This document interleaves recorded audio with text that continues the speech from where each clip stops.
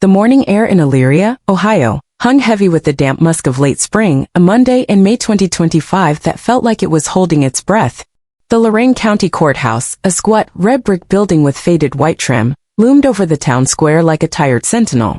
Inside, the scent of stale coffee mingled with the musty tang of old paper and ink, a smell that clung to the worn wooden benches and scuffed linoleum floors.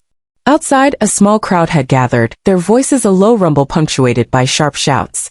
Placards bobbed above their heads, scrawled with slogans like, "No justice, no peace," and "Keep our streets safe." The tension was palpable, a live wire sparking in the humid air. Marcus Kane, 47, stepped out of a dented black sedan parked a block away. His white dress shirt was creased, the collar stained with a dark, dried smear of blood that looked like it had been there for hours, exposed to the cold wind of a long night. His dark slacks were wrinkled, his shoes scuffed, but his posture was unyielding, back straight, shoulders squared, as if he were walking into a boardroom, not a courthouse. His face, framed by a close-cropped beard, was unreadable, his eyes a deep, steady brown that seemed to absorb the chaos around him without flinching. He carried no briefcase, no badge, no sign of authority, just a small leather notebook tucked into his back pocket. As he approached the courthouse steps, the crowd's murmur turned to a roar. A group of protesters, hired by a local anti-reform group called Citizens for Order, surged forward, their signs thrusting like spears. "Go back where you came from," a man in a red cap bellowed, his voice raw with contempt. "Fake thug," a woman shouted, her placard wobbling. Marcus didn't break stride, his gaze fixed on the courthouse doors, but the air around him seemed to thicken with hostility. Then from the edge of the crowd, a silver can of soda arced through the air, spinning end over end. It struck Marcus's shoulder with a dull thud, bursting open in a spray of fizzy liquid that soaked his shirt and dripped onto the pavement. The crowd erupted in cheers, a few snapping photos with their phones. Marcus paused, just for a moment. He raised a hand, wiped a bead of soda from his cheek, and flicked it away. His expression didn't change, no anger, no surprise, just a quiet, deliberate calm. He resumed walking, the sticky stain spreading across his chest like a badge of defiance. Behind him, a young man in a hoodie held up his phone, capturing the moment. Within minutes, the video was uploaded to X, captioned, "Criminal gets what he deserves." By the time Marcus reached the courthouse doors, the post had 500,000 views, the comments a torrent of laughing emojis and slurs. "Look at that loser," one read. "Elyria don't play," said another. The digital mob was already feasting, unaware of the storm they were about to unleash. Inside, the courthouse was a different kind of battlefield. The lobby buzzed with the low hum of anticipation, clerks shuffling papers, security officers barking orders. The courtroom itself was half full, its pews occupied by court staff, a handful of interns, and a cluster of local police officers in crisp navy uniforms. The air was thick with the arrogance of routine, the kind that settles into places where justice is dispensed like fast food, quick, cheap, and often half-hearted.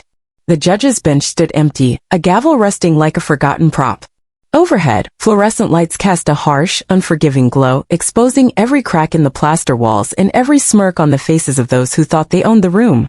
Marcus was led through a side door by two security officers, their faces carved from stone. They flanked him closely, as if he might bolt at any moment, though his hands were uncuffed, his movement steady. The crowd's eyes followed him, a ripple of whispers spreading like wildfire. "Who's this guy?" a clerk muttered, flipping through a file that offered no answers. "No name, no lawyer," another replied, her voice tinged with suspicion. Marcus took his seat at the defendant's table alone, his gaze fixed on the empty judge's bench. He didn't glance at the officers, didn't acknowledge the stares. His silence was a wall, impenetrable and unnerving. In the back row, a group of law students from Cleveland State University leaned forward, their notebooks open but their attention elsewhere. They whispered among themselves, phones already out, thumbs dancing across screens. One, a lanky kid with platinum-dyed hair named Ethan, snickered as he zoomed in on Marcus's blood-stained collar. "Check this out," he hissed, adding a clown filter to the photo and sending it to a group chat labeled Courtroom Shenanigans. The message read, "Today's special, homeless clown, no lawyer." The group erupted in muffled laughter, their screens glowing with likes and laughing emojis. Among the police officers, Jake Turner, 25, stood out like a spark in dry grass. Lean and cocky with a buzz cut and a smirk that never seemed to fade, he was the kind of cop who thrived on attention. He leaned against the wall, arms crossed, his badge glinting under the lights. "This guy looks like he crawled out of a dumpster," Jake said loudly, his voice carrying across the room. A few officers chuckled, nodding in agreement. No lawyer, no defense, Jake continued, his tone dripping with mockery. Bet he's guilty just by sitting there. As Marcus settled into his chair, Jake sauntered forward, a pair of handcuffs dangling from his belt. He stopped a few feet from the defendant's table, his eyes locked on Marcus. Hey buddy, Jake called, his voice sharp with challenge. You gonna talk, or just stare like a statue? Marcus didn't respond, didn't even blink. The room grew quieter, the air tightening like a coiled spring. Jake's smirk faltered, but he pressed on, determined to reclaim control. He unclipped the handcuffs, holding them up for the room to see, then deliberately let them slip from his fingers. They hit the floor with a loud clatter, the sound echoing like a gunshot. Oops, Jake said, his voice thick with sarcasm. Guess these cuffs know who they're meant for. The room exploded in laughter, officers slapping their thighs, clerks covering their mouths to hide their grins. Ethan, the law student, recorded the moment, his phone shaking as he tried to stifle his own chuckles. The video was already being edited with a comedic sound effect before Jake even bent to pick up the cuffs. But then Jake's phone rang. The shrill tone cut through the laughter like a knife, startling everyone, including Jake himself. He fumbled for the device, his bravado slipping as he glanced at the screen. Unknown caller. The room watched, curious, as he answered. Yeah, he said, his voice less certain now. There was no response, just the faint sound of steady breathing, slow and deliberate. Jake's face paled, his eyes darting to Marcus, who still hadn't moved. The call ended abruptly, the silence that followed heavier than before. Jake shoved the phone back into his pocket, his hands trembling slightly. Wrong number, he muttered, but no one believed him. The laughter died down, replaced by an uneasy murmur. A clerk in the front row, a middle-aged woman with tightly pinned hair, leaned toward her colleague. Something's off about this guy, she whispered. No record, no address, nothing. Her colleague nodded, flipping through the same sparse file. He's a ghost, she said, her voice low. And ghosts don't just show up in court.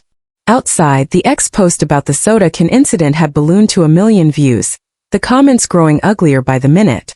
Illyria's cleaning house. One user wrote. Bet he's got a rap sheet a mile long, another added. A local influencer with a following of 50,000 shared the video, overlaying it with a mocking rap beat and the caption, Silent Thug gets owned. The digital storm was raging. Each like and share a pebble in an avalanche that no one saw coming. Back in the courtroom, Chief Daniel Holt, 57, watched from the sidelines, his broad frame filling out his Navy uniform. His graying hair was cropped close, his jaw set like a man who'd spent decades bending the world to his will. He'd been Illyria's police chief for 15 years, a local legend who boasted about keeping the streets clean. Holt's eyes narrowed as he studied Marcus, his lips curling into a faint sneer. This guy thinks he's the star of some action flick, he said to an officer beside him, loud enough for the room to hear.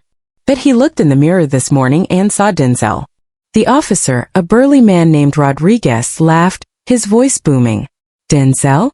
Nah, more like a low-budget extra. The room chuckled again, the tension easing but never fully dissipating. Holt pulled out his phone, scrolling through the ex-post about the soda can. Look at this, he said, showing Rodriguez. Kid's got 1 million views already. This clown's famous. Rodriguez grinned, but his eyes flicked to Marcus, a flicker of doubt crossing his face. Famous for what, though? He muttered, almost to himself. Marcus remained still, his hands resting on the table, fingers interlaced. The blood stain on his collar caught the light, a stark reminder of something violent, something untold.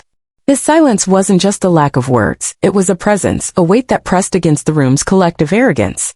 The law students in the back row were still typing furiously, their group chat now flooded with memes. Marcus's face superimposed on a cartoon villain, captioned, silent but deadly. Ethan added a new one, a slow-motion clip of the soda can hitting Marcus, set to a dramatic movie soundtrack. Viral gold, he texted, oblivious to the shadow creeping over the room. A young court reporter, barely out of college, sat near the front, her pen hovering over a notepad. She'd been watching Marcus since he entered, her brow furrowed. There was something about his calm, his refusal to react, that didn't fit the profile of a common defendant. She jotted down a single word. Wrong. She didn't know why, but the word felt right. A quiet warning to herself that this wasn't what it seemed. The judge, a middle-aged man with a ruddy face and a stiff gait, entered a few minutes later, his robe swishing. He took his seat, tapped the microphone, and cleared his throat. Court is now in session, he announced, his voice dry but authoritative. His eyes landed on Marcus, lingered on the bloodstain, then flicked to the empty chair where a lawyer should have been. He raised an eyebrow, flipping through the file before him. "Defendant's name?" he asked. No one answered. The clerk whispered, "No name in the file, Your Honor."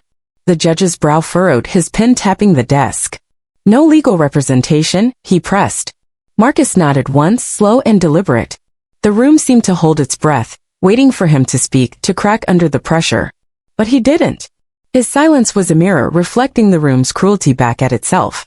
And outside, the storm on X raged on, the world watching, judging, laughing and aware that the man they mocked was about to turn their laughter into a reckoning. The Elyria courthouse courtroom was a pressure cooker, its air thick with the sour tang of anticipation and the low hum of whispered judgment. The fluorescent lights buzzed overhead, casting a clinical glow on the scuffed linoleum floor, and the wooden pews worn smooth by decades of restless hands. It was May 27, 2025. And the trial of the man known only as the defendant had begun, though no one in the room, not the judge, not the clerks, not the cluster of uniformed police officers knew his name. Marcus Kane, 47, sat at the defendant's table, his blood-stained shirt a silent accusation against the room's collective disdain. His hands rested calmly on the table, fingers interlaced, his eyes fixed on the judge's bench like a man staring into a storm he'd already weathered. The judge, Honorable Raymond Caldwell, a man whose ruddy cheeks betrayed a fondness for late-night bourbon, adjusted his glasses and leaned toward the microphone. His voice, gravelly from years of barking orders, cut through the room's murmur. "Defendant, state your name for the record," he said, his tone clipped, expectant. The room waited, breath held, for a crack in the man's armor. But Marcus didn't speak. He nodded once, a slow, deliberate motion that seemed to say, "Not yet." The judge's brow furrowed, his pen tapping the desk with a rhythm that betrayed his irritation. "I'll ask again," he said louder now. "Your name." Silence. It wasn't just the absence of words, it was a presence, a weight that pressed against the room's arrogance like a thumb on a bruise. The clerk, a wiry woman with a pinched face, whispered to her colleague, "No name in the file, Your Honor." No address, no occupation, nothing. Caldwell's eyes narrowed, flicking to Marcus's stained collar, then back to the sparse file before him. "No legal representation," he pressed, his voice tinged with disbelief. Marcus nodded again, his gaze unwavering. The room stirred, a ripple of unease spreading through the pews. Silence like this wasn't normal. It was a challenge, a defiance that made the air feel too tight, too thin. In the back row, the law students from Cleveland State University were a hive of restless energy. Ethan, the platinum-haired instigator, leaned toward his friend Mia, a sharp-eyed girl with a nose ring and a knack for social media. "This guy's a total nutcase," Ethan whispered, his phone already open to X. He posted another clip of Marcus, this time with a cartoonish filter that gave him a clown nose and exaggerated eyes. The caption read, "Silent Thug or Silent Clown? Elyria Trial."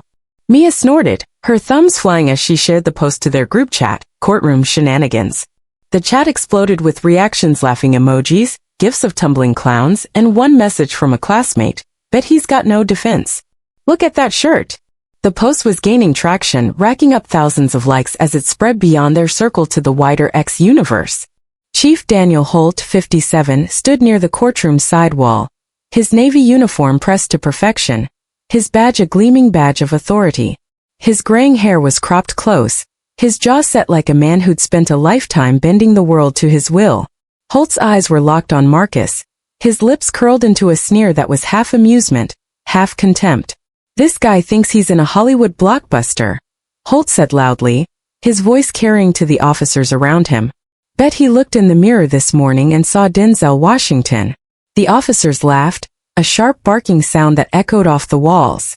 One of them, Rodriguez, a burly man with a scar above his eyebrow, leaned in. "Denzel? Nah, more like a knockoff extra in a low-budget flick." The laughter swelled, feeding on itself, a wave of mockery that rolled through the room. Jake Turner, the young officer who dropped his handcuffs in a theatrical stunt, was still reeling from the mysterious phone call. His cocky smirk had faded, replaced by a nervous twitch at the corner of his mouth. He stood near Holt, trying to regain his swagger. "Guy's got no lawyer, no name," Jake said, his voice a little too loud, as if convincing himself. "He's just playing the silent saint card." "Pathetic." Holt nodded, but his eyes never left Marcus. Pathetic's one word for it, Holt said. Clown's another. He pulled out his phone, scrolling through the X-post Ethan had shared. Look at this, he said, showing Jake. Kid's got 10,000 likes already. This guy's a walking meme. Jake forced a laugh, but his fingers tightened around his phone, the memory of that breathing on the other end still crawling under his skin. Marcus didn't flinch. His silence was a mirror reflecting the room's cruelty back at itself. Every laugh, every sneer, every tap of a phone screen seemed to bounce off him, landing instead on the consciences of those who thought they were untouchable. The court reporter, a young woman named Lily with wide, observant eyes, scribbled furiously in her notepad. She'd been watching Marcus since he entered, her instincts screaming that something was wrong.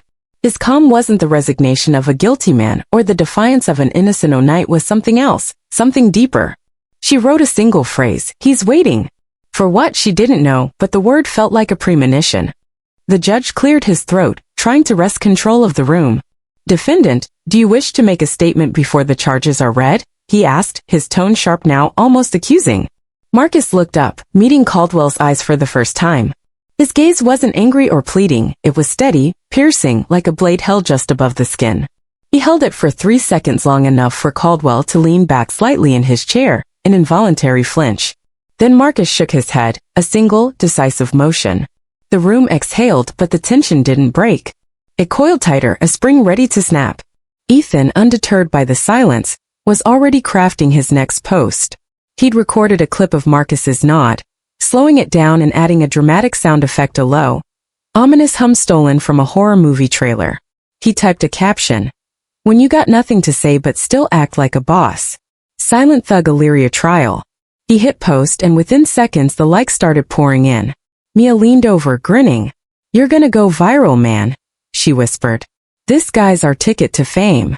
Ethan smirked, but a small part of him, a part he'd never admit Toffel to chill. Marcus's silence wasn't just weird. It was unnerving, like staring into a void that stared back. The door at the back of the courtroom opened with a soft creak, and a woman stepped inside. Sarah Delgado, 37, was unremarkable at first glance. Gray blouse, knee-length skirt, beige flats with worn edges. Her dark hair was pulled into a neat bun, her face plain but composed, like someone who'd learned to blend into the background. She carried a white envelope, unmarked, its edges slightly creased. Her steps were measured, unhurried, but there was a purpose to her movement that made a few heads turn. She didn't look at the judge, didn't acknowledge the officers. Her eyes were fixed on Marcus. A security officer, a broad-shouldered man named Carter, stepped forward to block her path. Ma'am, you can't just walk in here, he said, his voice gruff. Sarah paused, her expression unchanged. She reached into her pocket and pulled out a small card, holding it up to Carter's eye level. The card was deep blue with 3 italicized words, Federal Liaison. Carter's eyes widened, his hand hovering over his radio. He glanced at the judge, who gave a subtle nod. Carter stepped aside, his jaw tight, and Sarah continued forward. The room watched, whispers spreading like wildfire. Who's she? A clerk hissed. FBI? Another muttered, half joking. Sarah placed the envelope on the table in front of Marcus, her movements precise, almost ceremonial. She didn't speak, didn't linger. She turned and walked back toward the door, which opened as if on cue, closing behind her with a soft thud. The envelope sat there, a silent bombshell in a room already primed to explode. Marcus didn't touch it, didn't even glance at it. His eyes remained on the judge's bench, his posture unchanged. But the air had shifted, a current of unease rippling through the crowd. Ethan, his phone still recording, zoomed in on the envelope. What's in that thing? He whispered to Mia. Spy movie stuff? Mia shrugged, but her smirk was gone, replaced by a flicker of doubt. Chief Holt's sneer faltered, his fingers tightening around his phone. He leaned toward Rodriguez. What the hell was that? He muttered. Rodriguez shook his head, his eyes darting to Marcus. Dunno, boss, he said. But I don't like it. Holt's jaw clenched, his mind racing. He'd seen federal agents before, but this felt different, too quiet, too precise. He opened X, scrolling through the latest posts about the trial. The hashtag Silent Thug was trending now, with thousands of users piling on. One post, from a local radio host, read, Illyria's got a mystery man in court. Guilty or just dumb? Illyria trial. Holt liked it, but his thumb hesitated, a nagging feeling creeping up his spine. In the tech booth at the back of the courthouse, Kayla Nguyen, 27, sat hunched over a monitor, her fingers flying across the keyboard. A Vietnamese American with a sharp mind and a sharper tongue, Kayla was the IT specialist tasked with managing the courthouse's digital systems. She'd been monitoring the trial's live feed, a routine job that usually bored her to tears. But today was different. The file on the defendant was a blank Latino name, no record, just a string of question marks. "This is some next-level weird," she muttered, pulling up the database again. She typed in a query, expecting the usual error message. Instead, the screen flashed red, a single line of text appearing, "Classified Data Security Code G44 Access Denied." Kayla froze, her heart skipping a beat. She'd seen classified warnings before, but nothing like this.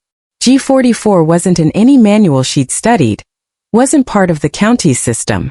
She tried again, using her admin credentials. The screen went black, then refreshed with a new message. "Unauthorized access detected. Cease immediately." Before she could react, her inbox pinged. An email, no subject, no signature, just 7 words. "Maintain current state. Do not ask." The sender's address was a string of random characters, but the domain was unmistakable. .gov. Kayla's hands trembled as she pushed back from the desk, her eyes darting to the courtroom feed. Marcus's face filled the screen, his silence louder than any alarm. Back in the courtroom, the judge was losing patience. "Defendant, you're testing the court's tolerance," Caldwell said, his voice rising. "Do you wish to represent yourself?" Marcus nodded, his third and final gesture. The room erupted in murmurs, the law students barely containing their glee. Ethan posted another clip, this time of the judge's frustrated expression, captioned, "When your defendant's a mute clown." Elyria trial. The post shot to the top of the trending list, fueled by a local influencer who added a laughing filter and shared it with her 100,000 followers. Jake Turner, still rattled by the phone call, tried to regain his footing. He leaned toward Holt, his voice low. "This guy's playing us," he said. "That envelope's probably a prop, some cheap trick." Holt nodded, but his eyes were on the envelope, its presence a splinter in his mind. "Keep an eye on him," Holt said. "If he moves, I want to know." Jake nodded, his hand resting on his holster, a reflex born of unease. Lily, the court reporter, wrote another note. "He's not breaking." She glanced at Marcus, her pen pausing. His silence wasn't just defiance. It was strategy, a chess move no one else could see. She thought of her father, a retired cop who'd taught her to read people. "Watch the quiet ones," he'd said. "They're the ones with the plan." Lily's stomach twisted. Whatever Marcus's plan was, it was already in motion. Outside, the X-storm was growing wilder. The hashtag Silent Thug had spawned a meme war, with users across Ohio and beyond piling on. A local bar announced a Silent Thug shot special, a neon green cocktail that sold out in hours. A teenager in Columbus posted a remix of Marcus's entrance, set to a trap beat with lyrics mocking his blood-stained shirt. The video hit 1 million views, the comments a cesspool of hate and hilarity. "Illyria's got a new mascot," one read. "Lock him up and throw away the key," said another. But in the courtroom, the laughter was starting to falter. Marcus's silence was a vacuum, sucking the bravado from the room. The envelope on the table was a ticking clock, its contents unknown but heavy with promise. Holt's sneer was gone, replaced by a hard line of worry. Ethan's fingers slowed on his phone, his smirk fading. Kayla stared at her screen. The G44 warning burned into her mind.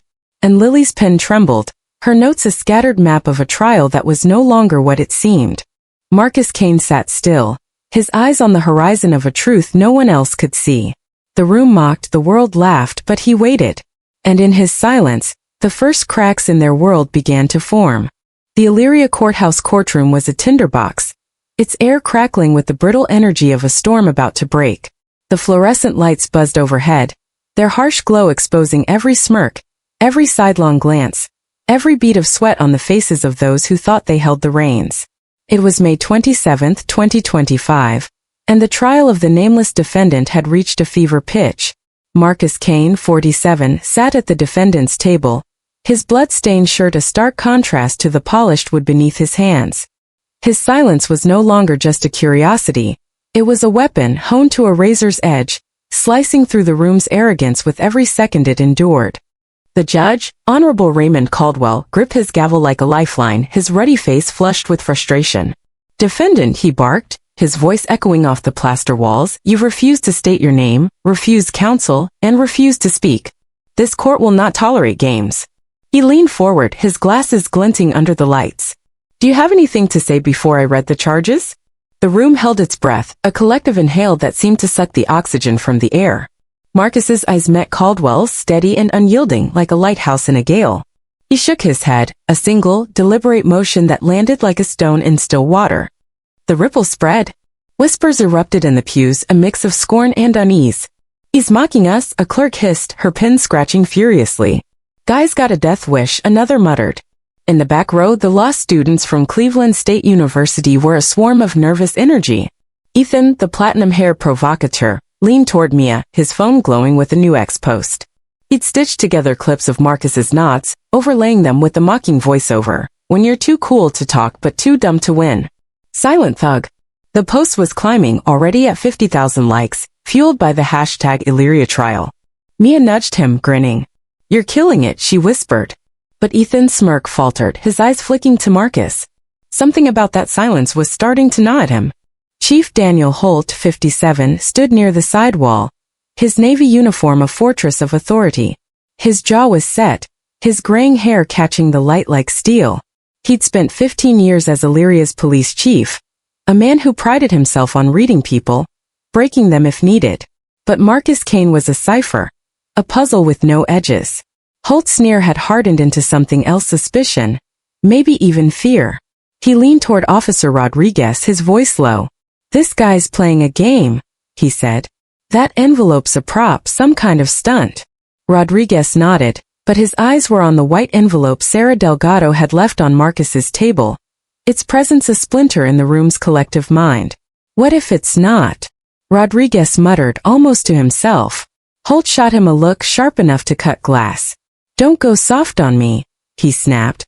Jake Turner, the young officer who dropped his handcuffs in a theatrical taunt, was a bundle of frayed nerves.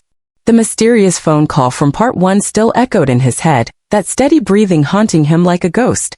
He stood near Holt, his hand resting on his holster, a reflex born of unease. "He's gotta break soon," Jake said, his voice loud enough to carry. "Nobody stays quiet this long unless they're guilty as hell." A few officers chuckled, but the laughter was hollow, lacking the bravado of earlier. Jake's eyes darted to Marcus, who hadn't moved, hadn't blinked. The silence was a weight pressing against his chest, making it hard to breathe. Lily, the court reporter, sat in the front row, her notepad a map of fragmented thoughts. She'd written, "He's waiting" in Part 2, and now she added, "For what?" Her pen trembled, her instincts screaming that this trial was a facade, a stage for something bigger. Marcus's calm wasn't the resignation of a beaten man, it was the patience of a predator, watching his prey exhaust themselves. She glanced at the envelope, its edges creased, its contents a mystery that seemed to hum with potential. Her father's words echoed in her mind, "The quiet ones have a plan." Lily's stomach twisted. Whatever Marcus's plan was, it was about to unfold. The tension snapped when Jake, desperate to reclaim control, stepped forward. "Stand up," he barked, his voice slicing through the room. Marcus didn't move, his hands still interlaced, his gaze fixed on the judge's bench. Jake's face reddened, his hand inching toward Marcus's shoulder. "I said stand up," he growled. "Don't make me put hands on you."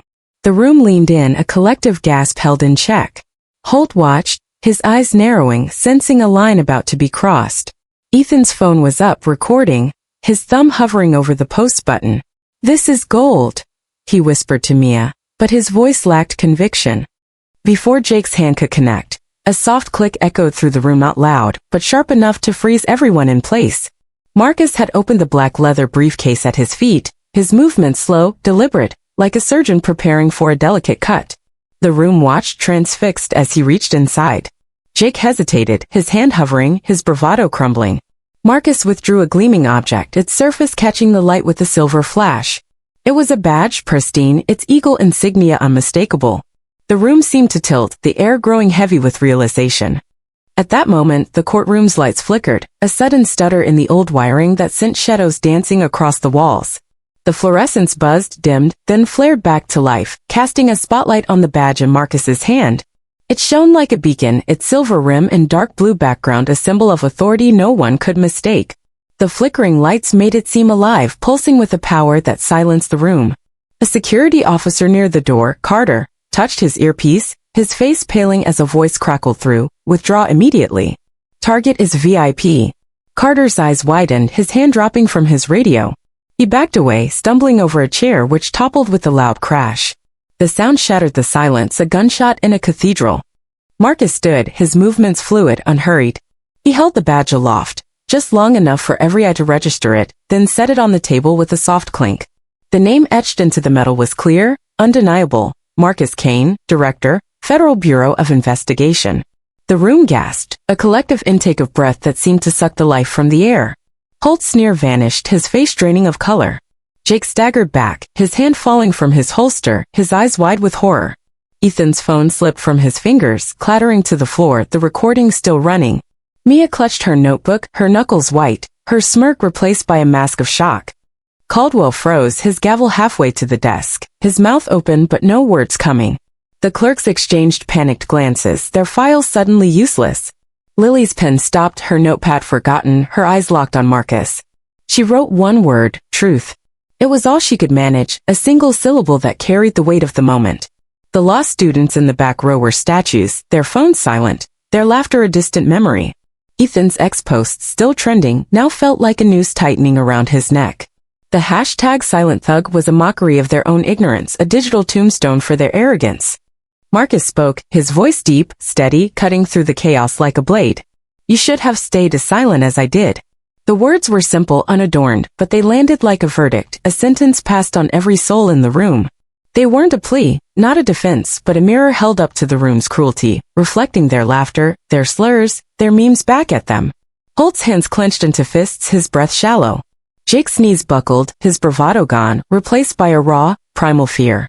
Ethan scrambled to pick up his phone, his fingers fumbling, his post now a liability he couldn't delete fast enough.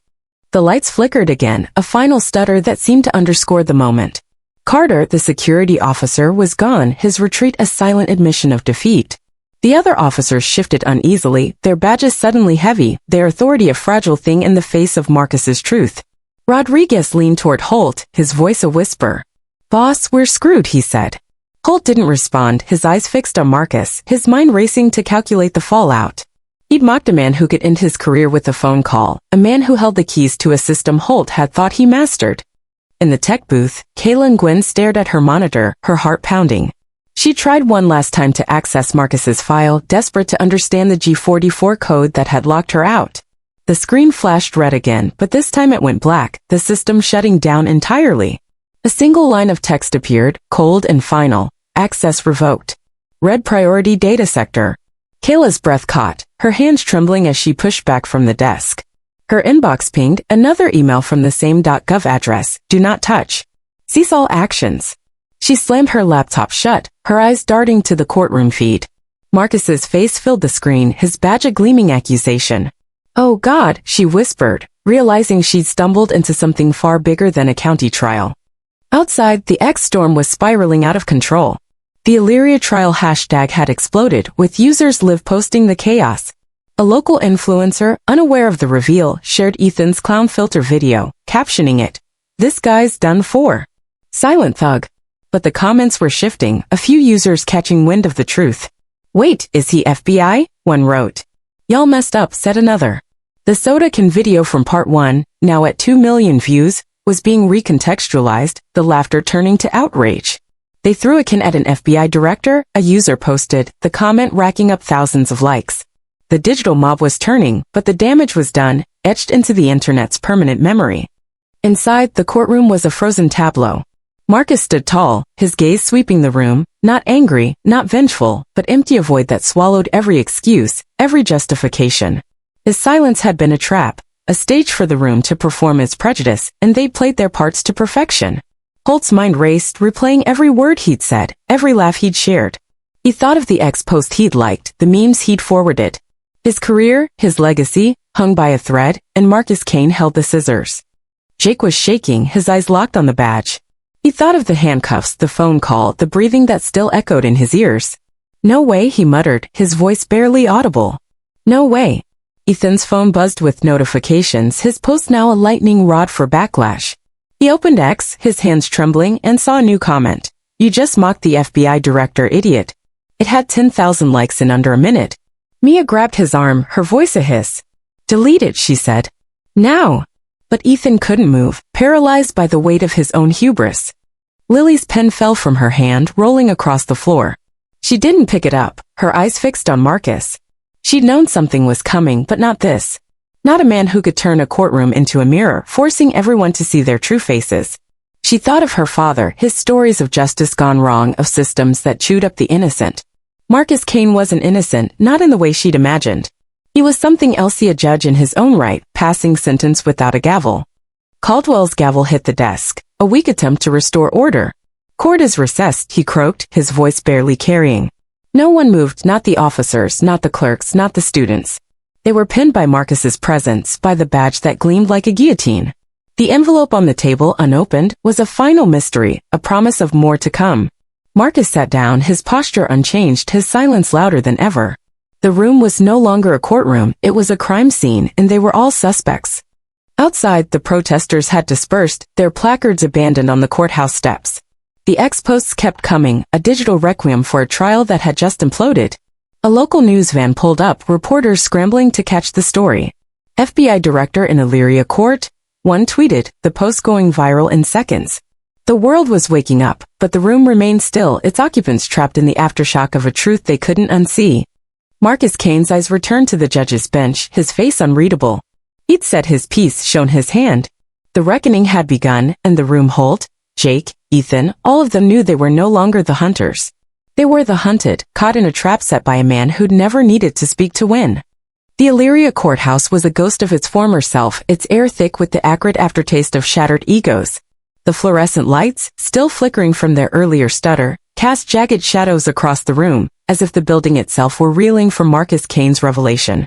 It was May 27, 2025, just past noon, and the trial that had begun as a routine spectacle had exploded into a reckoning. Marcus Kane, 47, director of the FBI, sat at the defendant's table, his blood-stained shirt a silent indictment, his badge a gleaming guillotine. His words, "You should have stayed as silent as I did," hung in the air like a verdict, carving fault lines through the room's fragile power structure. The courtroom was frozen, a tableau of guilt and fear. Chief Daniel Holt, 57, stood rigid, his navy uniform no longer a shield but a target. His graying hair gleamed under the lights, but his face was ashen, his jaw clenched so tight it seemed his teeth might crack. Officer Jake Turner, 25, was a trembling shadow of his former bravado, his hand still hovering near his holster, as if it could protect him from the truth. Ethan, the platinum-haired law student, clutched his phone, its screen dark, his viral silent thug post now a digital noose tightening around his neck. Lily, the court reporter, sat in the front row, her notepad abandoned, her eyes fixed on Marcus. She'd written truth in part 3, and now she felt it burning through the room, exposing every lie, every laugh, every meme. Judge Raymond Caldwell slammed his gavel, the sound weak and hollow. "Court is recessed until further notice," he croaked, his voice barely carrying. He stood, his robe swishing, and retreated to his chambers, his ruddy face pale, his glasses fogged with sweat. No one moved. The officers, clerks, and law students were pinned by Marcus's presence, by the badge that had rewritten their reality. Marcus sat back down, his posture unchanged, his gaze returning to the empty judge's bench. The white envelope Sarah Delgado had delivered remained unopened, a silent promise of more to come. The room was no longer a courtroom, it was a crime scene, and they were all complicit. Outside, the Elyria town square was chaos. News vans clogged the streets, their satellite dishes clawing at the sky. Reporters shouted into microphones, their voices a frantic chorus. FBI director in Elyria court. Marcus Kane humiliated by local police. The X platform was a wildfire. The Elyria trial hashtag now global, with millions of posts dissecting the trial. The soda can video from part 1 at 5 million views was no longer a joke but a scandal, its comments a battleground of outrage and disbelief. "They threw a can at the FBI director," one user wrote, the post like 200,000 times. The silent thug hashtag, once a badge of mockery, was turning toxic, users deleting their posts in panic. A new hashtag emerged, "We failed," trending within hours, its raw honesty cutting through the digital noise. Chief Daniel Holt was the first to crack. He pushed through the courtroom doors, his boots heavy on the linoleum, his breath shallow. The lobby was a swarm of reporters, their cameras flashing like gunfire. "Chief Holt, did you know he was FBI?" a woman shouted, thrusting a microphone in his face. Holt raised a hand, shielding his eyes, his voice a growl. No comment. He shoved past his shoulder, clipping a camera, and stumbled into the parking lot. His black SUV, parked under a sagging oak, was a mess. 4 tires slashed, the rubber sagging like deflated lungs. A scrap of paper was tucked under the windshield wiper, its edges fluttering in the breeze. Holt snatched it, his hands trembling. Scrawled in black ink were 5 words, "Holt, silence is golden." Holt's stomach lurched. He spun around, scanning the lot, but saw only reporters and curious onlookers. The note wasn't signed, but it didn't need to be. Whispers had already spread of a shadowy group, activists, maybe, or Kane's own operatives taking justice into their own hands. Holt crumpled the paper, his face a mask of rage and fear. He pulled out his phone, intending to call for a tow, but X was open, and a new post caught his eye. It was a video of him in the parking lot, filmed just seconds ago, stumbling over a curb as he discovered his car. The caption read, "Chief Holt gets humbled." Holt humbled. The post, from an anonymous account, had 10,000 likes in under a minute. Holt's vision blurred, his career flashing before his Aisa legacy reduced to a meme. Back inside, Jake Turner was unraveling. He'd slipped into a side corridor, his back against the wall, his breath coming in short, panicked gasps. The badge, the lights, Marcus's voice, they replayed in his mind like a nightmare on loop. He thought of the handcuffs he dropped, the phone call with that eerie breathing. "I'm done," he muttered, his hands shaking as he checked his phone. His ex notifications were a flood of hate. "You mocked the FBI director, moron," one read. "Good luck finding a job," said another. Jake's thumb hovered over the delete button, but he couldn't bring himself to erase the evidence. He'd laughed, he'd taunted, and now the world knew. A janitor, an older black man named Clarence, passed by, pushing a mop. He glanced at Jake, his eyes sharp but kind. "You look like you seen a ghost, son," Clarence said, his voice low. Jake flinched, his hand tightening around his phone. "You don't get it," he snapped. "That guy's FBI. The director." Clarence paused, his mop still. "I saw," he said. "And I saw you, Logan. Maybe you should have listened to him." Jake's face burned, his guilt a weight he couldn't shake. Clarence moved on, his footsteps echoing, leaving Jake alone with his shame. In the tech booth, Kayla Nguyen was a wreck. Her laptop screen was still black. The G44 warning seared into her memory. Access revoked. Red priority data sector. She'd received another email from the .gov address, its message chilling, "Do not touch. Cease all actions." But minutes ago, her phone had rung on unknown number, just like Jake's. She'd answered, her voice trembling. "Hello," she'd said. No words, just a low, steady hum, like a machine idling. Then a voice, male, cold, "Don't touch G44. The call ended and Kayla dropped her phone, its screen cracking on the floor.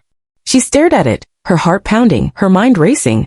"What is this?" she whispered, her hands covering her face.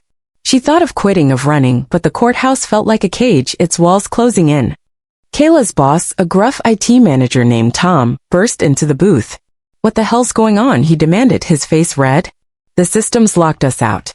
Every file, every camera gone." Kayla shook her head, her voice barely audible. "It's him," she said. "Kane. He's something else." Tom scoffed, but his eyes betrayed his fear.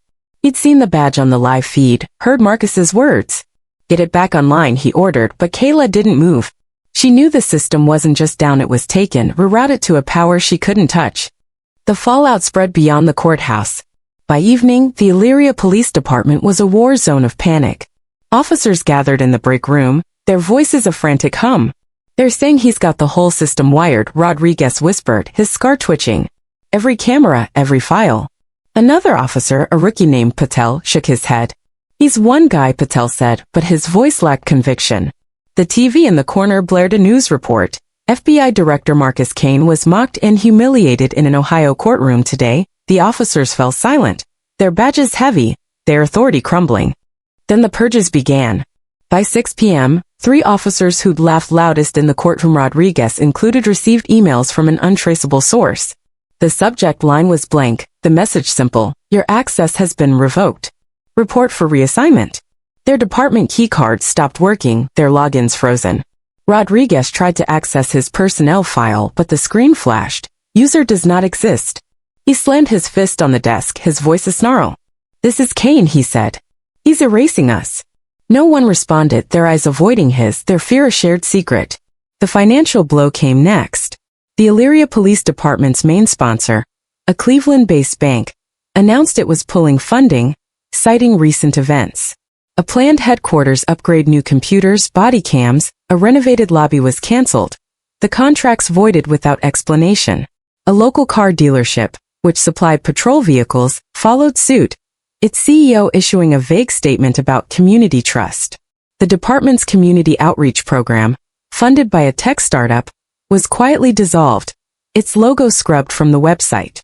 The money was gone, and with it, the department's veneer of invincibility. On X, the Holt Humboldt meme was a runaway train. The video of Holt stumbling in the parking lot had hit 1 million views, remixed with cartoonish sound effects and captions like, "When you mock the FBI and lose your tires." A local comedian posted a skit, playing Holt as a bumbling cartoon villain, complete with slashed tires and a crumpled note. The "We Failed" hashtag grew, its posts a mix of outrage and soul-searching. "We laughed at a black man and got it wrong," one user wrote, the post retweeted 50,000 times. "This is America's shame," said another, its likes climbing into the hundreds of thousands. Holt was at home now, his sprawling ranch house on the edge of Elyria, a fortress turned prison. He stood in his driveway, the slashed tires a wound he couldn't ignore. Reporters camped outside, their cameras trained on his front door. "Chief Holt, will you resign?" a voice shouted. Holt's wife, Ellen, watched from the window, her face a mask of disappointment. "You brought this on us," she said, her voice cold. Holt didn't respond, his hands shaking as he opened X. The Holt Humboldt video was everywhere, his stumble a punchline for a nation. He threw his phone, its screen shattering on the pavement, but the laughter echoed in his head. Jake was at a bar, a dive on Broad Street where cops drank free. He nursed a beer, his badge hidden in his pocket, his eyes red from lack of sleep. The bartender, a grizzled man named Mick, slid him another. "Rough day, kid?" Mick asked. Jake nodded, his voice a whisper. "I messed up," he said. "That guy in court, he's FBI. The director." Mick raised an eyebrow, leaning in. "And you laughed at him?" Jake's silence was answer enough. Mick shook his head, turning away. "Good luck, kid," he said. "You'll need it." Jake's phone buzzed. Another X notification. "Jake Turner, you're done." Holt Humboldt.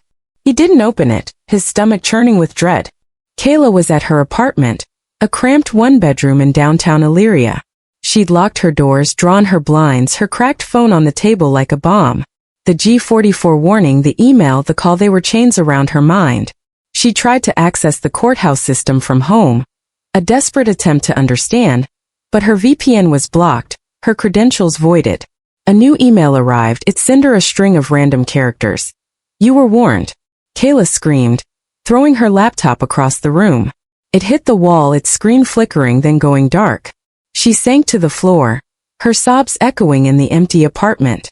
"What do you want from me?" she whispered, but the silence was her only answer.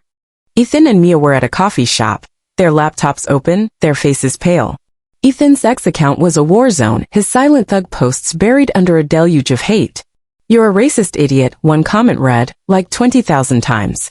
"Hope you enjoy unemployment," said another. Mia was deleting her own posts, her fingers shaking. "We didn't know," she said, her voice breaking. Ethan glared at her. "Doesn't matter," he snapped. "They're coming for us." He'd received an email from his university, a summons to discuss conduct violations. His law school dreams were crumbling, his future a question mark. Lily was still at the courthouse, alone in the empty courtroom. She'd stayed after the recess, her notepad open, her thoughts a storm. She'd seen Marcus's badge, heard his words, felt the room shift. She wrote, "He didn't just win. He exposed us." She thought of her father, his stories of justice betrayed. Marcus Kane was justice, not the kind in law books, but the kind that burned, that demanded accountability. She touched the envelope on the table, its paper cool under her fingers. She didn't open it, didn't dare, but its presence was a reminder. This wasn't over. By nightfall, the purges had spread. 5 more officers were locked out of the system, their desks cleared, their names erased. The department server room was a ghost town, its screens dark, its drive sealed by an unseen hand. A tech team from Cleveland was called, but their access was denied, a red warning flashing, G44 protocol active. The mayor, a nervous man named Gerald Price, called an emergency meeting, his office packed with sweating officials. "Who authorized this?" he demanded, his voice shrill. No one answered. They knew the answer was Marcus Kane, a man who turned their world to ash without raising his voice.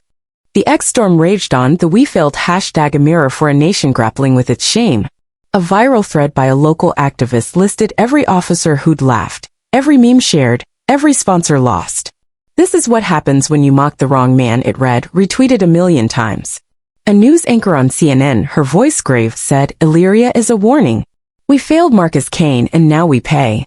The words were a gavel, striking the heart of a system that had laughed too soon. Holt stood in his driveway, the reporters gone, the night silent. He looked at his shattered phone, its screen a spiderweb of cracks. He thought of Marcus's badge, its eagle staring through him. He'd been a king in Illyria, untouchable. Now he was a meme, a cautionary tale. He whispered, "What did I do?" But the night didn't answer. The note, Holt's silence is golden, was in his pocket, its weight a chain he couldn't break. The fallout was just beginning, a wave that would drown the guilty and spare no one. Marcus Kane was gone, his sedan vanished from the courthouse lot, but his shadow lingered, a silent judge in a world that had forgotten how to listen.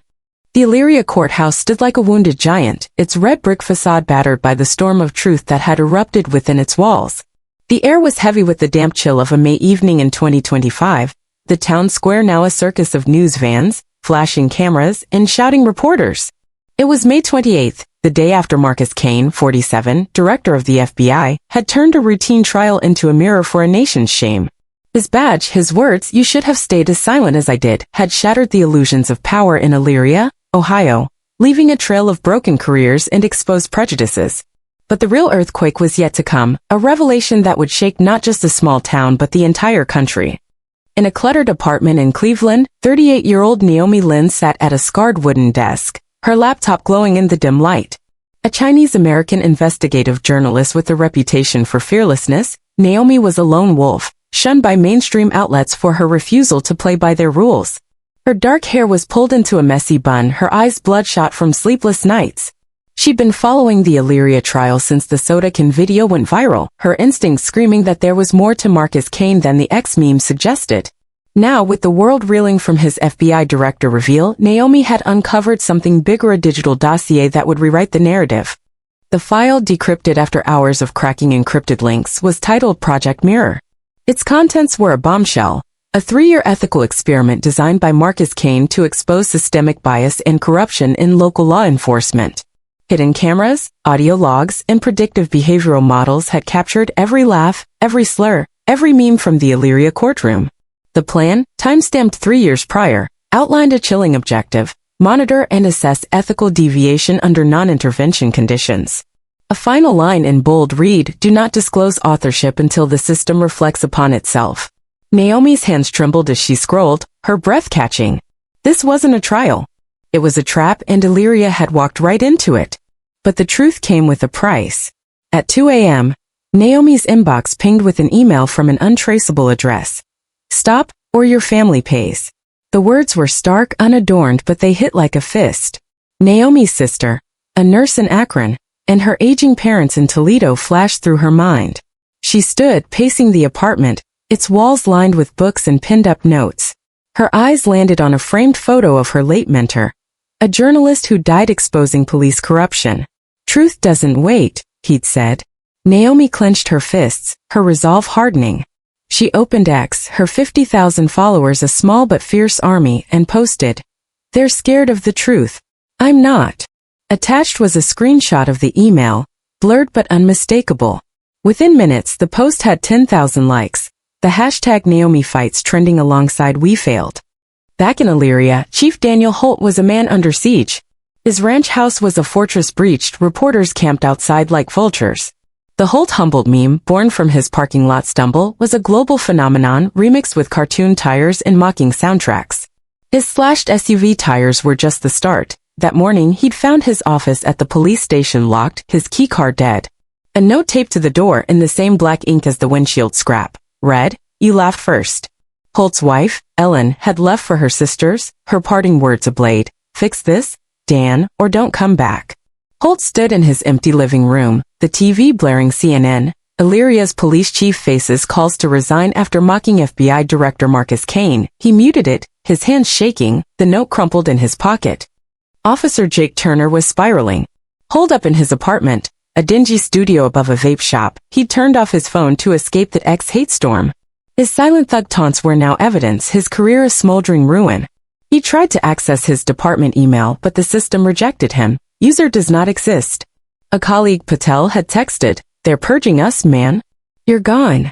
Jake's mind replayed the handcuffs, the phone call, Marcus's badge. He grabbed a beer, his third that hour, and muttered, "I didn't know." But the words felt hollow, a lie he couldn't sell to himself. Kayla Nguyen, the IT specialist, was a ghost in her own life. Her Illyria apartment was a fortress of locked doors and drawn blinds, her cracked phone a constant reminder of the G44 warning. The threatening call "Don't touch G44" had left her sleepless, her dreams haunted by Marcus's face. She'd resigned from the courthouse, her email to Tom, her boss, unanswered. But resignation didn't stop the emails. A new one arrived at dawn, its message a single line, "You saw too much." Kayla's hand shook as she deleted it, but the words lingered, a shadow she couldn't outrun. She thought of her parents, immigrants who'd sacrificed everything for her education. "I'm sorry," she whispered, her voice breaking in the empty room. The Illyria Police Department was a house of cards collapsing. By noon, 10 officers were purged, their badges confiscated, their files erased. The server room, once a hub of activity, was a tomb, its screens dark, its drives locked by the G44 protocol. A tech consultant from Columbus, hired to restore access, was turned away, his credentials voided. The mayor, Gerald Price, called another emergency meeting, his office a pressure cooker of sweat and fear. "This is a federal takeover," he hissed, his tie askew. "Kane's gutting us." A councilman, pale and trembling, whispered, "What if it's not just Kane?" No one answered, the silence a confession of their powerlessness. Naomi's expose hit at 3 p.m. A digital detonation that shook the nation. She published the Project Mirror dossier on an encrypted blog, its link shared across X, Reddit, and underground forums. The post, titled "The Mirror America Needs," detailed Kane's plan. 8 hidden cameras in the courthouse, capturing every moment. Audio logs of Holt's sneers, Jake's taunts, Ethan's memes, and a predictive model that had foreseen their cruelty with chilling accuracy. Marcus Kane didn't defend himself, Naomi wrote. He let the system expose itself. The post went viral, hitting 1 million views in an hour, its hashtag Project Mirror trending globally. The media exploded. CNN's headline screamed, "America's moral gatekeeper speaks." NBC posed a blunt question. If Kane's on trial, who's being judged? A late-night talk show host, her voice sharp, said, "Illyria didn't humiliate Marcus Kane. They humiliated themselves." The New York Times ran an op-ed, "Project Mirror, the trial that tried us all." The coverage was relentless, a spotlight on Illyria's shame that burned through every excuse. A viral X thread by a civil rights activist listed every officer involved, their names a roll call of disgrace. "This is what systemic bias looks like." It read, retweeted 500,000 times. Officer Rodriguez, one of the purged, made a desperate move. Holed up in a friend's basement, he hacked into the department's backup server, trying to delete a video of himself laughing at Marcus. The clip, recovered from a courthouse camera, showed him saying, "If he's FBI, I'm the Pope." Rodriguez's fingers flew across the keyboard, his heart pounding. But the system fought back, a red warning flashing, G44 protocol data locked. The screen went black, then displayed a new message, attempt logged. Report to federal oversight. Rodriguez screamed, slamming his laptop shut. His friend, a nervous mechanic named Luis, backed away. "You're done, man," Luis said. "They're watching." Rodriguez's phone buzzed, an unknown number. He didn't answer, but the call left a voicemail. Silence, then a single word, "Stop." Ethan and Mia were at a breaking point. Their Cleveland State University dorm was a prison, their laptops a battleground. Ethan's X account was suspended, his silent thug posts flagged for hate speech. A university email summoned them to a disciplinary hearing, their law school futures in jeopardy. Mia, her nose ring glinting in the dim light, was deleting her digital footprint, her hands shaking. "We didn't know," she said, her voice a plea. Ethan glared at her, his face red. "Doesn't matter," he snapped. "Kane's got us on tape." He'd seen Naomi's post, the list of camera angles, one above the back row, capturing every meme, every laugh. "We're screwed," he whispered, his dreams of a legal career fading like smoke. Lily, the court reporter, was at her parents' house, a modest bungalow on Illyria's west side. She sat at the kitchen table, her notepad open, her mother's meatloaf untouched. She'd read Naomi's exposé, seen the Project Mirror dossier. He planned it all, she said, her voice soft. Her father, a retired cop named Frank, nodded, his eyes heavy. Kane's not just FBI, Frank said. He's a surgeon cutting out the rot. Lily thought of the envelope, still unopened, left on the defendant's table. She touched it, felt its weight. What's next? She asked. Frank shook his head. Truth like that? It doesn't stop. The Illyria community was fracturing. Protesters gathered outside the police station, their signs now reading "Justice for Kane" and "End the Bias." A local pastor, Reverend Thompson, led a vigil, his voice booming. We failed a man because of his skin. We failed ourselves. The crowd, a mix of black, white, and Latino residents, nodded, their candles flickering in the dusk. But across town, a counter-protest formed, a small group of citizens for order loyalists chanting, "Support our police." The divide was stark, a wound laid bare by Kane's mirror. Sponsors continued to flee. A second bank pulled funding, its CEO citing ethical concerns. A tech startup which had donated drones canceled its contract, its logo erased from patrol cars. The police department's budget was hemorrhaging, its officers demoralized. A sergeant, a 20-year veteran named Carter, resigned, his letter a single line. "I can't serve a system that fails." His colleagues read it in silence, their badges heavy, their futures uncertain. Naomi's apartment was no longer safe. At 8 p.m., she returned to find her door ajar, the lock picked. Inside, her papers were scattered, her laptop untouched but open to the Project Mirror file. On her desk was a cheap ballpoint pen, identical to the one Jake Turner had tossed during his handcuff stunt. Naomi's blood ran cold, her mind racing. She grabbed her phone, posting on X. "They broke in. They left a pen. I'm still here." The post hit 500,000 views, her followers rallying with Naomi fights. But the pen was a message, a warning from a system fighting to survive. Naomi packed a bag, her mentor's words echoing, "Truth doesn't wait." Holt was summoned to a closed-door meeting at City Hall, his uniform wrinkled, his badge a relic. Mayor Price, sweating through his suit, slammed a tablet on the table. "Your department's a liability," he said. "Kane's got us by the throat." Holt's voice was hoarse. "I didn't know," he said, but Price cut him off. "You laughed, Dan. You laughed, and now we're all paying." A councilwoman, her eyes cold, slid a resignation form across the table. "Sign it," she said. Holt stared at it, his hands shaking, the Holt humbled meme flashing in his mind. He didn't sign, not yet, but the room knew he was finished.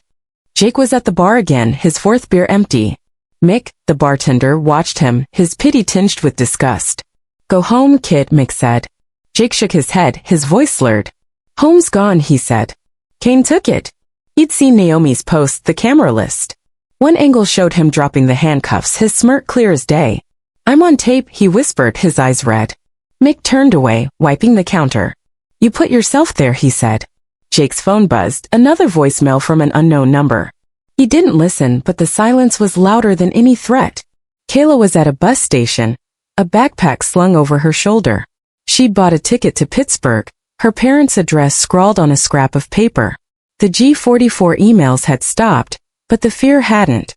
She boarded the bus, her cracked phone clutched tight. Naomi's post open on the screen. "He planned it," she whispered, her breath fogging the window.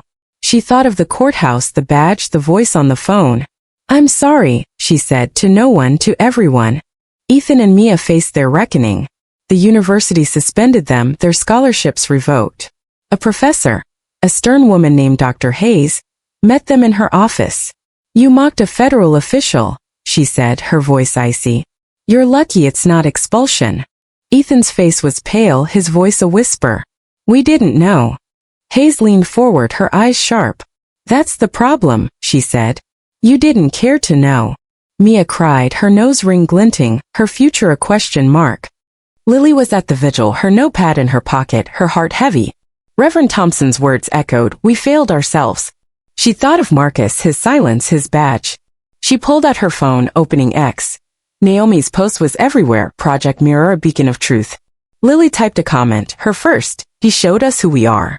It was like 5,000 times, a small ripple in a growing wave. The nation watched, transfixed. A senator speaking at a Texas Reform Summit said, "We don't need a mirror. We need Kane to show us our flaws." The BBC called it America's greatest moral experiment. Al Jazeera asked, how long have we lived in the illusion of justice? The media was a chorus, amplifying Naomi's truth, Kane's plan, Illyria's shame. But Marcus Kane was gone, his sedan a ghost, his silence a verdict that echoed louder than any headline. The Project Mirror dossier was a fire, burning through the system's lies. Naomi's apartment break-in, the pen, the email, they were desperate acts, the last gasps of a system exposed. Holt's career was ash, Jake's future dust, Kayla's life of fugitives. Ethan and Mia were pariahs, Lily a witness to truth. And Illyria, a small town in Ohio, was a warning. A mirror held up to a nation that had laughed too soon. The Illyria courthouse was a hollowed-out relic, its red brick walls scarred by the truth that had erupted within. It was June 3, 2025, a week since Marcus Kane, 47, director of the FBI, had unveiled his identity and Project Mirror, a 3-year ethical experiment that exposed the rot in Illyria's justice system. The town square, once a stage for reporters and protesters, was quieter now, but the silence was deceptively calm before a deeper storm. The ripples of Kane's revelation were spreading, not just through Illyria, Ohio, but across the nation's law enforcement apparatus, cracking foundations that had stood unchallenged for decades. In a windowless conference room at the Illyria Police Department, the air was thick with sweat and fear.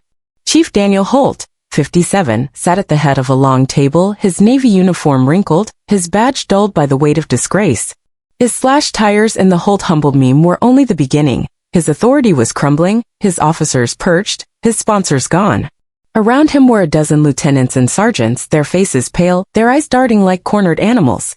The department server room was still locked, its screens dark, the G44 protocol an invisible guillotine.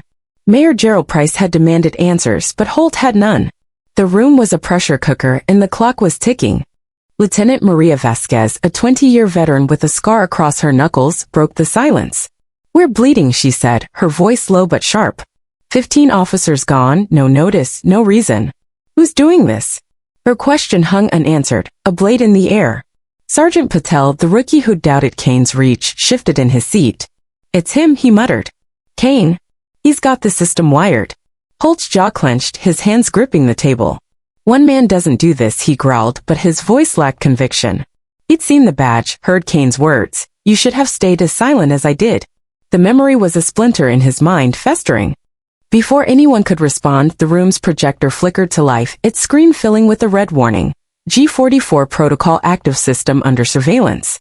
The room gasped, chairs creaking as officers leaned back as if the screen could see them. The warning pulsed, then shifted to a new message. All actions monitored. Cease unauthorized activity. Holt's face drained of color, his breath shallow. "Shut it down," he barked, but Vasquez shook her head. "We can't," she said. "It's not our system anymore." The projector hummed, then went black, leaving the room in a silence so thick it felt like drowning. Across town, Officer Jake Turner was a shadow, hiding in his studio apartment above the vape shop. His badge was in a drawer, his phone off to avoid the ex-hate storm. The voicemail from an unknown number stopped on loop in his mind, a warning he couldn't escape. He tried to contact Rodriguez, one of the purged officers, but the number was disconnected, the text undelivered. A new message arrived that morning from another unknown source. "Don't look for them. You're next." Jake's hand shook as he deleted it, his beer bottle sweating on the table. He thought of the handcuffs, his smirk, the camera above the back row. "I'm sorry," he whispered, but the words were empty, a plea to a judge who wasn't listening.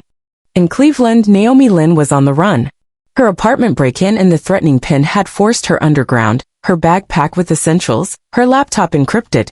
She was staying in a cheap motel, its neon sign buzzing outside her window.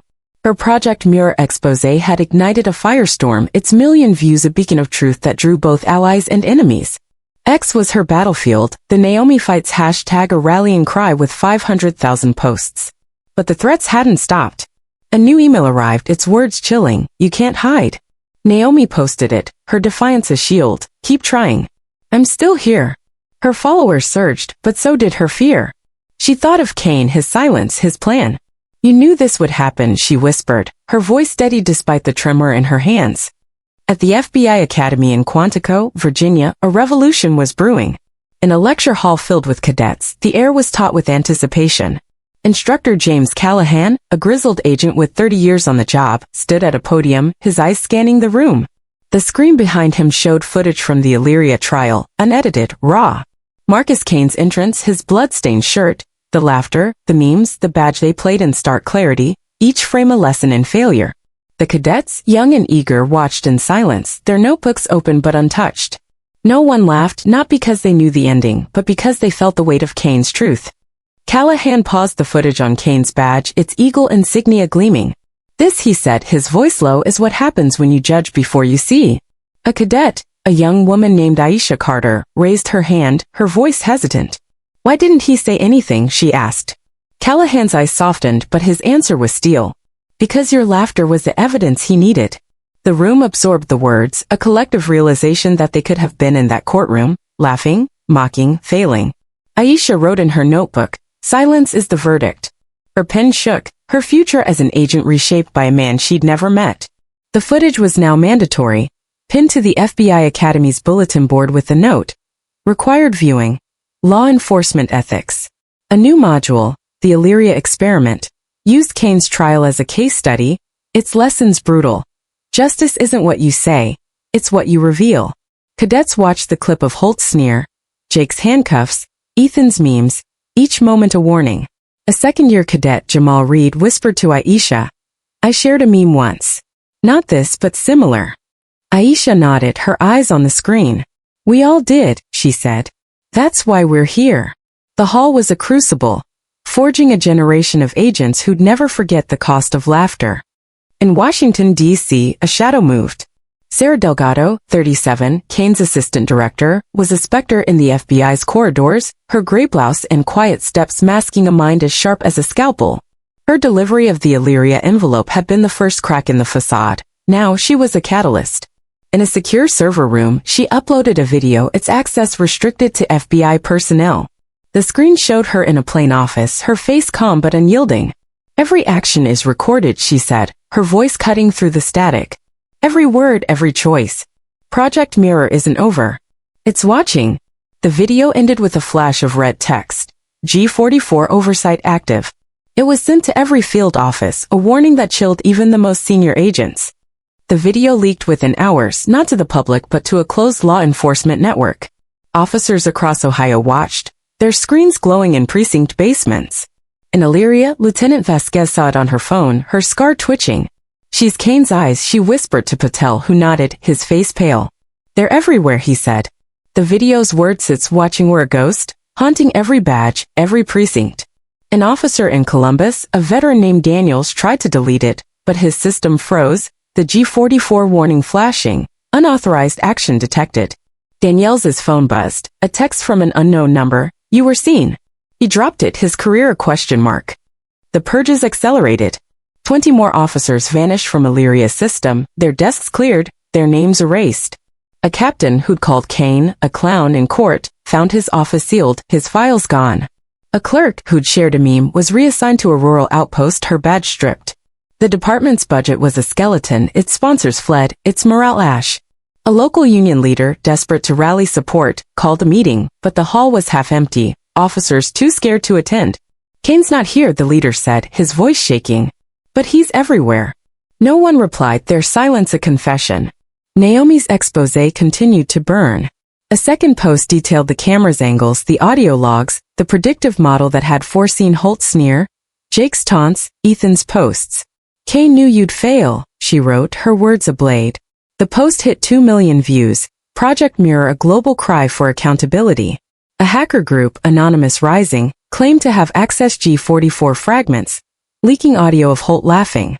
The clip posted on X was a viral wound, its caption, "This is your justice system. We failed." The media amplified it, CNN replaying the audio, NBC quoting Naomi, "Kane let us expose ourselves." Holt was a broken man. At City Hall, he faced a third summons, his resignation form still unsigned. Mayor Price, his tie loose, slammed a tablet on the table. "You're done, Dan," he said. "Sign or we'll bury you." Holt's eyes were red, his voice a whisper. "I didn't know," he said, but Price laughed, a bitter sound. "You didn't care," he said. Holt thought of Ellen, her absence a wound, the Holt humbled meme a scar. He picked up the pen, his hand shaking, but didn't sign. "I need time," he said, but time was a luxury he didn't have. Jake was at the bus station, a duffel bag at his feet. He'd bought a ticket to nowhere, his badge abandoned, his life a fugitive's. The voicemail stop was joined by another, its silence a scream. He boarded the bus, his eyes hollow, Naomi's post open on his phone. He planned it, he whispered, his breath fogging the window. He thought of the handcuffs, the badge, the camera. "I'm sorry," he said, but the words were dust. Kayla was in Pittsburgh, crashing at a cousin's apartment. Her cracked phone was off, her resignation a memory. She'd seen Naomi's post, the camera list, the G44 warning. "He's not human," she whispered, her cousin frowning. "He's just a man," her cousin said, but Kayla shook her head. "No," she said. "He's a mirror." She thought of the call, the emails, the pen. She'd never touch a system again, her career a casualty of truth. Ethan and Mia were expelled, their law school dreams dead. A university panel led by Dr. Hayes cited gross misconduct. Ethan's face was pale, his voice gone. Mia cried, her nose ring dull. "We didn't know," she said, but Hayes's eyes were cold. "You chose to laugh," she said. They left, their future's shadows, the Project Mirror post a reminder of their failure. Lily was at the FBI Academy, a guest observer for a cadet seminar. The footage played, Kane's badge gleaming. She wrote, "He changed us." A cadet, Aisha, approached her, her eyes wide. "You were there," Aisha said. "What was he like?" Lily paused, her voice soft. "Silent," she said, "but louder than us all." Aisha nodded, her notebook open, her future shaped by a man she'd never meet. The nation was a crucible. A Texas senator on live TV said, "Kane's mirror is our shame." The BBC called it America's moral reckoning. Al Jazeera asked, "Can justice survive the truth?" The ripples spread, precincts shuttered, sponsors fled, officers resigned. But Marcus Kane was gone, his sedan a ghost, his silence a verdict. Sarah's video played on, its words a warning. "It's watching." And in the shadows, the G44 protocol hummed, a silent judge in a system that had failed its test. The FBI Academy at Quantico, Virginia, was a fortress of order, its sprawling campus a crucible where the nation's law enforcement elite were forged.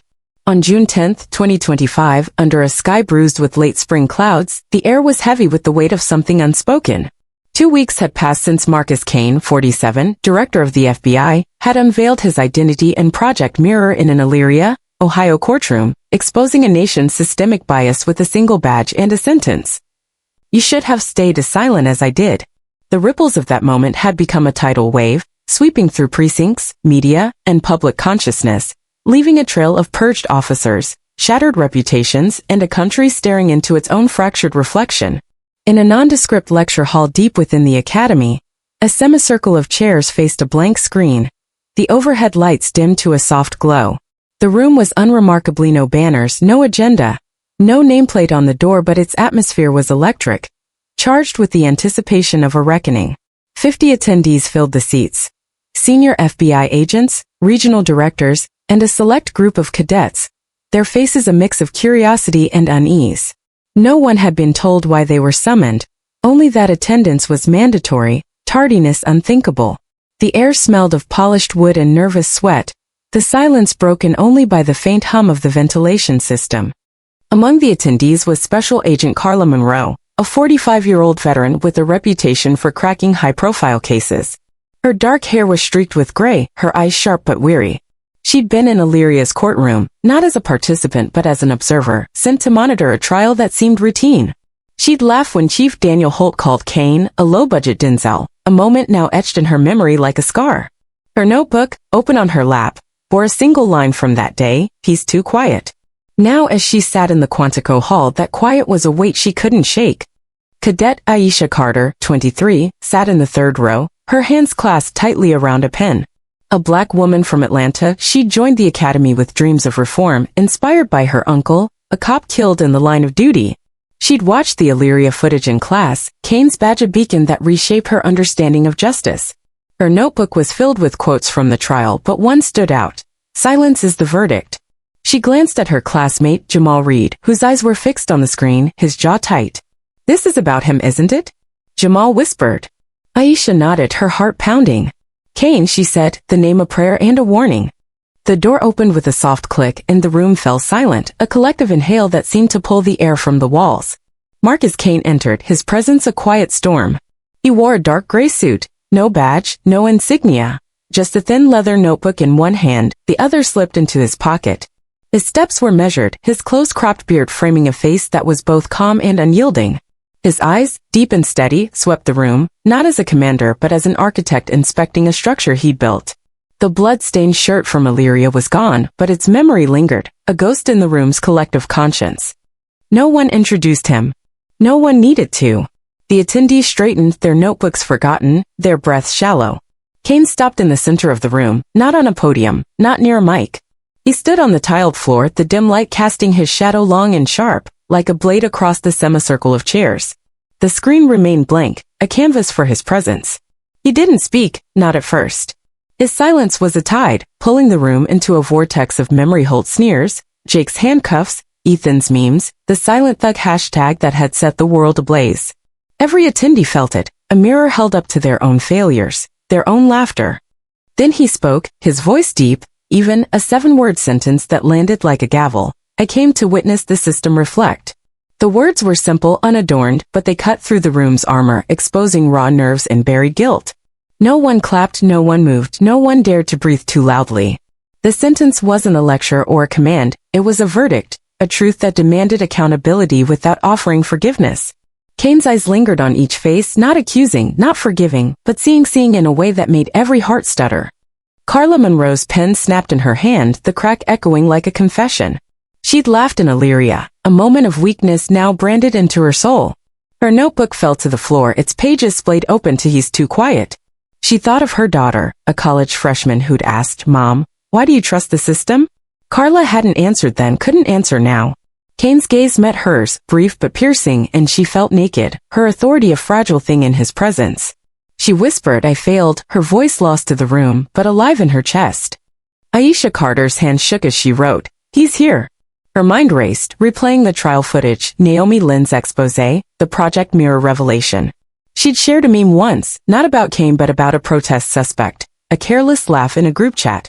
Now that memory was a weight, a lesson in the power of ignorance.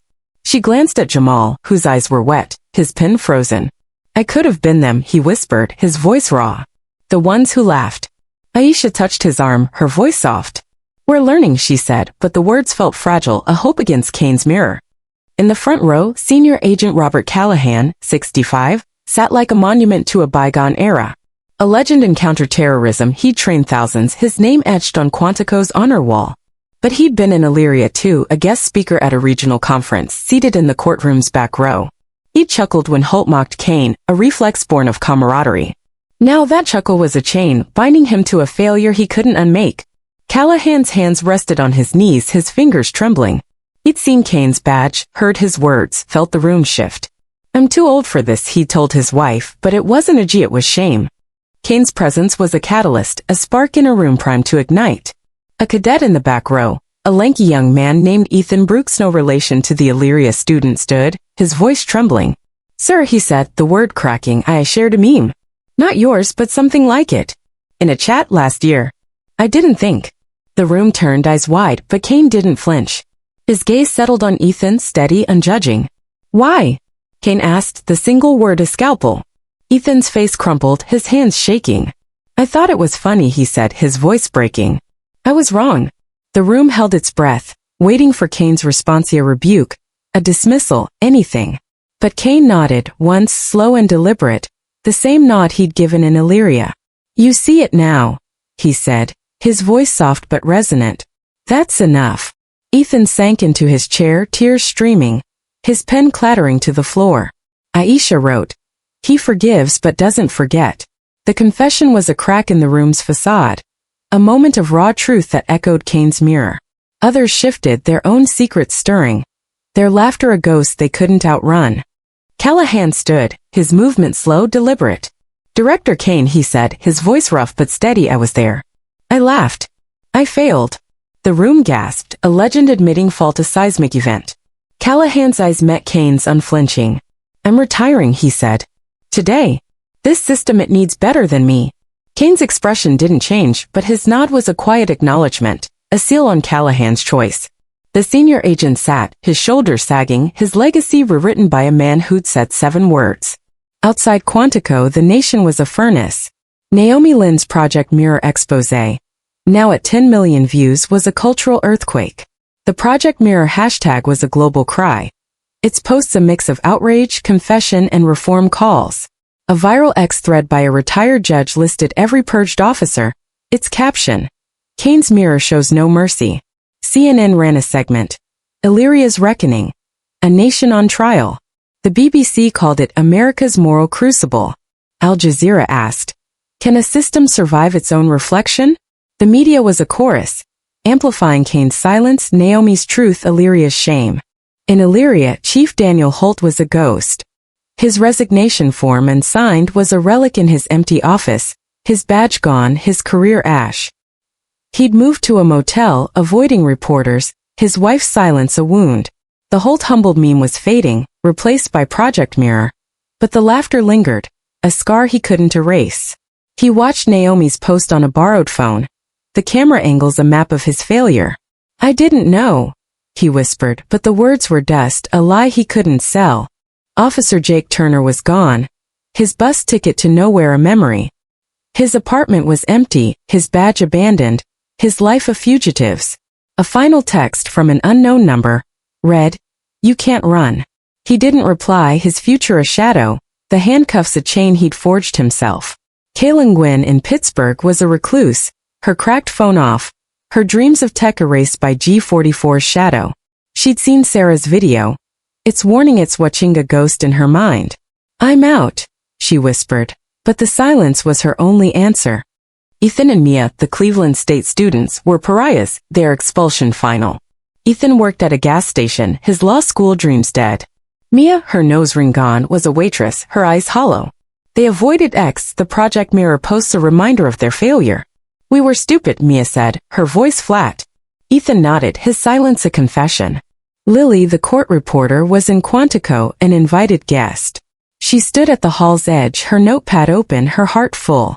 Kane's words, I came to witness the system reflect, were a beacon, guiding her toward a new path. She'd applied to the FBI. Her father's pride a quiet fire.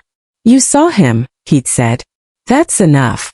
Lily wrote, he's the mirror we needed. The Quantico Hall was a crucible, its air heavy with truth. Kane didn't stay, didn't linger for applause.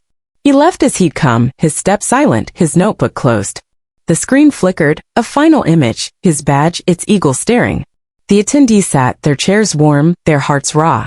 Carla Monroe wrote, I'll do better. Aisha's pen shook, her words a vow, I'll be the change. Callahan's retirement was filed, his honor wall plaque removed, a quiet end to a loud career. Outside, the campus was still, the clouds parting to reveal a sliver of sun. Kane's sedan was gone, his presence a ghost. But his name was etched on a glass door in Quantico's main hall, a faint gold inscription, Marcus Kane, Director, Federal Bureau of Investigation. Cadets passed it daily, their steps slowing, their eyes lingering. Aisha touched the glass, her reflection merging with the name. He's still watching, she whispered, her future a promise to a man who'd never needed to speak. The nation burned, its precincts purging, its media roaring, its people reflecting. A Texas senator on live TV said, Kane's mirror is our redemption. The BBC called it America's rebirth. Al Jazeera asked, will we learn? The ripples were a tide, washing away the old, leaving a question, what next? And in the silence, Marcus Kane's answer was clear, look in the mirror. The Elyria, Ohio, courthouse stood quiet under a late summer sky, its red brick facade softened by the golden light of September 2025. 3 months had passed since Marcus Kane, 47, director of the FBI, had turned a small-town trial into a national mirror, exposing systemic bias with his silence and a single badge. Project Mirror, his 3-year ethical experiment, had ignited a firestorm, purging corrupt officers, toppling reputations, and forcing America to confront its reflection. The town square, once a battleground of protesters and reporters, was now a place of tentative healing, its wounds still raw but beginning to scar. But Marcus Kane was gone, his black sedan a ghost, his whereabouts a mystery that whispered through the nation's veins. At the FBI Academy in Quantico, Virginia, a young officer named Malik Thompson, 24, walked the polished halls of the Jefferson Building. A black man from Chicago's South Side, Malik had graduated top of his class, his navy suit crisp, his badge gleaming on his chest. His shoes clicked against the marble floor, each step a testament to a dream forged in the shadow of his brother's wrongful arrest years ago. It was his first day as a full-fledged agent, and the weight of it pressed against his chest, not fear, but purpose. He'd been shaped by the Illyria trial, its footage a cornerstone of his training, Marcus Kane's silence a lesson etched into his soul. Malik paused before a glass door on the third floor, its surface reflecting his face like a mirror. Etched in faint gold ink was an inscription, Marcus Kane, Director, Federal Bureau of Investigation. The name was a beacon, a quiet command that stopped cadets and agents alike. Malik's breath caught, his reflection merging with the letters. He'd heard the stories: Kane's badge, his 7 words at Quantico, the Project Mirror expose that had reshaped justice. But more than that, he'd heard the whispers. Is he still watching? The question wasn't just curiosity. It was a challenge, a call to live up to a legacy that demanded more than a badge. He touched the glass, its surface cool under his fingers, and thought of his training. The Illyria footage, mandatory for all cadets, had played in a Quantico lecture hall, Kane's bloodstained shirt a silent accusation. Malik had watched Holt sneer, Jake's handcuffs, Ethan's memes, each moment a warning. A slide, white text on black, had closed the lesson: justice isn't what you say, it's what you reveal. Malik's notebook bore a single line from that day: be the mirror. Now, standing before Kane's name, he felt a vow to a man he'd never met, a promise to a truth that endured.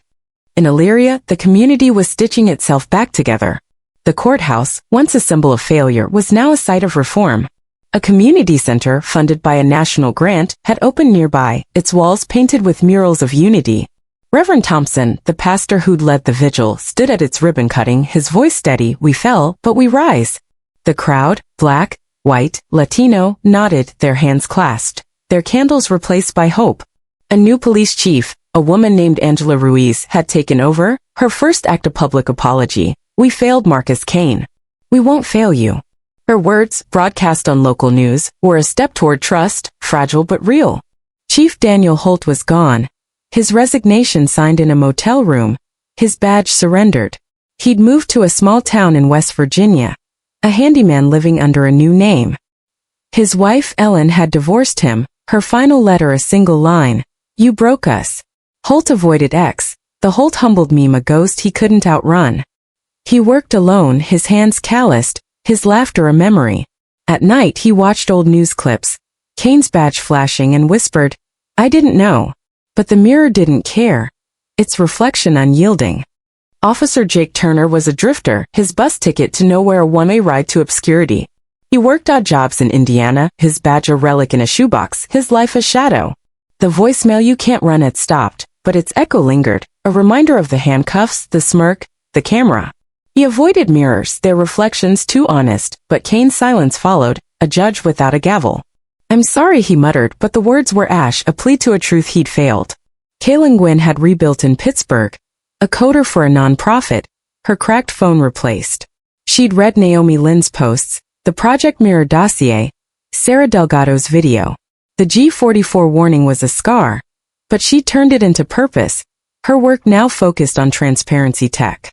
I saw the mirror, she told her cousin, her voice steady. I won't look away again. Her parents, proud but cautious, sent her articles about Kane, their faith in her restored. Kayla wrote code at night, her screen glowing, a quiet tribute to a man who changed her path. Naomi Lynn was still fighting, her Cleveland motel a temporary base. Her Project Mirror expose had made her a hero and a target, the Naomi Fights hashtag a global movement with 1 million posts. She'd uncovered new G44 fragments, encrypted files suggesting Kane's oversight extended beyond Illyria. A late-night email from a source labeled Shadow warned, don't go too far. Naomi posted it, her defiance of fire. Truth doesn't stop. The post hit 2 million views, her followers a shield, but the pin from her apartment break-in was in her bag, a reminder of the cost. She thought of her mentor, his words, truth doesn't wait. I'm ready, she whispered, her laptop humming, her next expose a spark in the dark. Ethan and Mia, the Cleveland State students, were shadows of their former selves. Ethan worked at a warehouse, his law school dreams dead, his nights spent avoiding X. Mia, a barista, had removed her nose ring, her eyes dull. They'd met once at a diner, their silence heavy. We were stupid, Mia said, her voice flat. Ethan nodded, his hands in his pockets. Kane saw us, he said, before we saw ourselves. They parted, their futures uncertain. The Project Mirror posts a lesson they'd never forget. Lily, the court reporter, was a first-year FBI cadet. Her Quantico dorm a new home. Her notepad filled with Illyria notes was a talisman. Kane's words, "I came to witness the system reflect a guide." She'd stood before his engraved name. Her reflection a vow. "I'll be better," she'd whispered, her father's pride a quiet fire. In class she watched the Illyria footage, her pen steady, Aisha Carter beside her. "He changed us," Aisha said, her voice soft. Lily nodded, her eyes on the screen. "He's still changing us," she said, her future a promise to a man she'd never meet. The nation was a tapestry of change and resistance. In Illyria, a high school named a scholarship after Kane, its first recipient a black girl who'd watched the trial on X. In Texas, a senator's reform bill, inspired by Project Mirror, gained traction, its slogan, "Be the Mirror." The BBC called it America's Rebirth. Al Jazeera asked, "Will it last?" CNN ran a documentary, The Silence That Spoke, its clips of Kane's badge haunting viewers. The Project Mirror hashtag was a digital monument, its posts a call to accountability. A viral X post by a former officer read, "I laughed. I learned. I'm sorry." It had 1 million likes, a sign of a nation wrestling its shame. But resistance lingered. In small Ohio towns, citizens for order rallied, their signs decrying federal overreach. A talk radio host, his voice venomous, called Kane a shadow dictator, his X post gaining 50,000 likes before fading. The DOJ in a leaked memo debated G44 oversight, its authors wary of Kane's power. Yet, no one challenged him openly, his absence a shield, his silence a sword. Sarah Delgado's videos, still circulating in FBI channels, were a reminder. It's watching. Malik Thompson left the Jefferson building, his steps lighter but his mind heavy. He'd read Naomi's latest, the G44 fragments, and wondered, what's Kane planning? The question wasn't fear, it was awe, a respect for a man who'd turned a trial into a legacy. Outside, the Quantico campus was alive, cadets training, their voices a chorus of purpose. Malik passed a mural, new, depicting a badge in a mirror, its words, "Justice reflects." He smiled, his badge catching the light, his reflection a vow. In Illyria, Reverend Thompson led a community walk, his congregation joined by Chief Justice Angela Ruiz. "We heal," he said, "by choosing truth." The crowd, diverse, held hands, their murals a testament to change. A teenager inspired by the walk posted on X, "Kane showed us how. Justice reflects." It went viral, a ripple in a growing tide. Naomi, in a new safe house, typed her screen a beacon. "G44's not done," she wrote, her next post a fuse. The email shadow was a warning but also a clue. She thought of Kane, his silence, his mirror. "I'll find you," she whispered, her courage a fire that wouldn't die. Holt, in his West Virginia shack, watched a news clip, Kane's name gone but his impact eternal. He touched a hammer, his hands rough, and whispered, "I see you." Jake, in Indiana, nodded at a mirror, his reflection honest for the first time. Kayla coded, her nonprofit a shield. Ethan and Mia worked, their silence a lesson. Lily studied, her badge a dream. The FBI was reborn, its cadets trained in Kane's mirror, their badges symbols of trust. The nation, scarred but hopeful, faced its truth. A final X post, anonymous, read, "Justice doesn't need proclamation, only reflection." And in the silence, Marcus Kane's legacy endured, a quiet judge watching a world remade. Alright, folks, let's take a breather and step out of Illyria, Ohio, where Marcus Kane just dropped the mice, or rather, the badge, and left us all staring at our reflections like we just got caught singing off-key in the shower. By now you've followed Kane's silent storm through Project Mirror, watched Chief Holt's tires get slashed faster than a bad Yelp review, and seen Naomi Lynn dodge threats like she's auditioning for a spy thriller. But before you close this tab and scroll back to X for the latest cat video, let's talk about what this story means for us, right here in the wild, weird world of 2025. Picture this, it's May 27th, 2025, and you're probably doom scrolling through X, dodging AI-generated memes and dodging your boss's Slack messages. Sound familiar? Now Marcus Kane's tale might feel like a Hollywood blockbuster, but it's not just a story, it's a giant, shiny mirror held up to our own lives. We're all a little bit like those Illyria folks, aren't we? Quick to laugh, quick to judge, quick to hit post on that snarky comment without a second thought. I mean, who hasn't shared a shady meme or thrown shade in a group chat thinking it's just a joke? But here's the kicker, Kane's mirror shows us that those jokes aren't so funny when they're part of a system that picks winners and losers based on skin, status, or silence. Let's get real for a second. In 2025, we're swimming in a digital swamp where X posts go viral faster than you can say, "Hold humbled," and one wrong move can turn you into the next Ethan or Mia, scrambling to delete your digital footprint while the internet cackles. We've got AI algorithms deciding what's trending, influencers turning scandals into smoothies, and a 24/7 news cycle that makes Illyria look like a warm-up act. But Kane's lesson isn't about dodging the internet's wrath, it's about pausing, looking in the mirror, and asking, am I part of the problem? Spoiler alert, we all are, at least a little. That time you laughed at a coworker's expense? That post you liked without reading? Yeah, those are your mini Illyria moments, and Kane's out there somewhere, silently judging. Okay, maybe not literally, but you get the vibe. Now here's where I get to be the cool teacher who sneaks a life lesson into a pop quiz. The big takeaway from Project Mirror is this: silence can be louder than a megaphone, and truth doesn't need a hashtag to hit hard. Kane didn't need to yell or throw a soda can back let the system expose itself, like leaving a toddler with a marker and a white wall. In our own lives, that means checking ourselves before we wreck ourselves.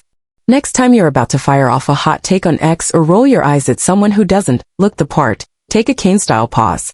Ask yourself, am I Holt, laughing too soon? Or am I Lily, seeing the truth? It's not about being perfect, it's about being honest enough to grow. And let's have a chuckle while we're at it. We're all human, which means we're all one bad meme away from our own Holt humbled moment. Picture me, your humble narrator, accidentally liking a shady post at 2 a.m. and waking up to 1,000 notifications screaming, "You did what?" True story, don't ask. The point is, we're messy, but we can learn to be less messy. So here's my pitch.